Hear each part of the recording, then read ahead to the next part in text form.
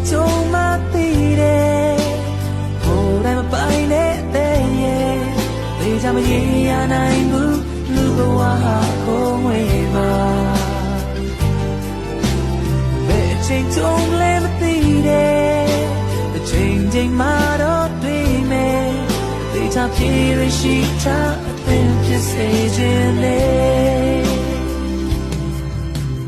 လာပါဆုံးဒီဘဝများလေပန်းပွင့်လေးတွေလိုပါပဲခဏတားလေးတော့ပလန်ပြီးကြွေရအောင်မယ်နေရလေးတွေကုန်ဆုံးရဲ့ညမောင်တို့ကိုကြုံရမယ်ဘိုးတိုင်းမတွေ့ခဲ့ရင်စင်ကြင်မိနိုင်ဖို့ဝေးမယ်